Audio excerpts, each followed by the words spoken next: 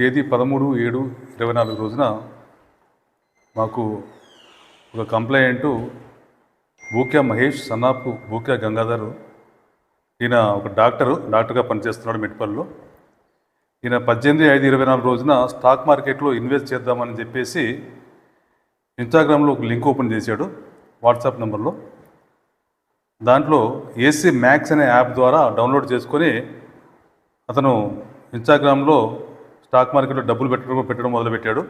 అట్లా కొన్ని నెంబర్లు ఒక్కొక్కసారి 50,000, ఒకసారి 50,000, 1,00,000, 2,00,000 చొప్పున మొత్తం టోటల్గా అతను పెట్టిన అమౌంట్ 74,38,812 రూపాయలు అతను స్టాక్ మార్కెట్లో పెట్టి, దాని తర్వాత మోసపోయానని చెప్పి సైబర్ క్రైమ్ నన్ను మోసం తెలుసుకొని మాకు తర్వాత వచ్చి మాకు కంప్లైంట్ చేయడం జరిగింది. ఆ కంప్లైంట్ రావడం వల్ల మేము ఒక 10 లక్షల రూపాయలు మేము పుటానులు చేసాము. ఆ 10 లక్షల రూపాయలు అతనికి త్వరలోనే కోర్టు ఆర్డర్ ద్వారా మేము ఇప్పిస్తాము. ముఖ్యంగా చదువుకున్న వాళ్ళు కూడా ఈ విధంగా మోసపోవడం అంటే విచిత్రం అనిపిస్తుంది. వాడు మోసం చేసేవాడు జార్ఖండ్ ఆ ఏరియాలలో ఉన్నటువంటి 8th క్లాస్ 10th క్లాస్ చదువుకున్న పిల్లలు వాళ్ళు ఉంటారు.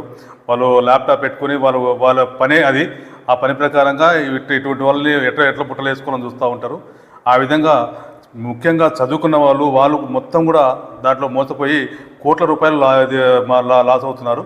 కాబట్టి నేను చెప్పేది ఏంటంటే, ఎవరైనా కొత్తగా యాప్లో ఉన్న ఫోన్లలో వచ్చినప్పుడు యాప్లు ఓపెన్ చేయాలన్నప్పుడు కొంచెం జాగ్రత్తగా చూసుకొని మీకు తెలిసిన వాళ్ళు పంపించిన ద్వారా మాత్రం వేరే యాప్లు కూడా ఓపెన్ చేయకుండా మీరు మోసపోవద్దని చెప్పి నేను తెలియజేస్తున్నాను.